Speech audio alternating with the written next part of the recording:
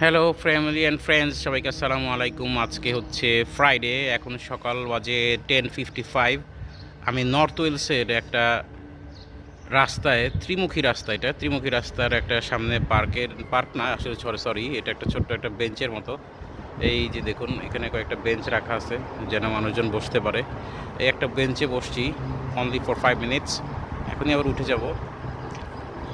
মানে সবসময় খালি কাজ আর কাজ হয়, মানে বাসা নাইলে আপনার কাজ। ভাবলাম যে এখন হাতে 5 মিনিট আছে, এখন একটু বসে থাকি, মানে কোনো কারণ ছাড়াই বসে রয়েছি আর কি।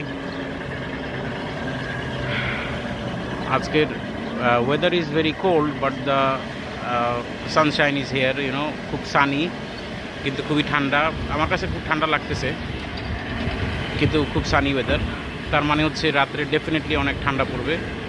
এইখানে আমি একটা সমীকরণ বের করে ফেলছি, সেটা হচ্ছে যে এইসব দিনে আপনার দুপুরে বা সকালবেলায় মারাত্মক রৌদ্রের মতো সূর্যের আলোটা দেখা যায়, সেই দিনই আপনার একটু তার কতক্ষণ পরেই মারাত্মক ঠান্ডা পড়ে। এটা হচ্ছে একটা ইকুয়েশন।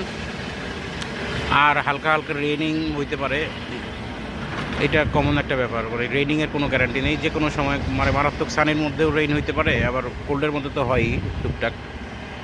তাই আর কি। ওই যে দেখুন, পিছিয়ে একটা গাড়ি রাস্তা ময়লা পরিষ্কার করতেছে। ওনারা হচ্ছে কাউন্সিলের সবাই স্টাফ, কাউন্সিলের এমপ্লয়ি। ওদের কাজই হলো ভোর 4টা থেকে শুরু করে একদম পুরো এলাকা মানে তক করে পরিষ্কার করে ফেলে।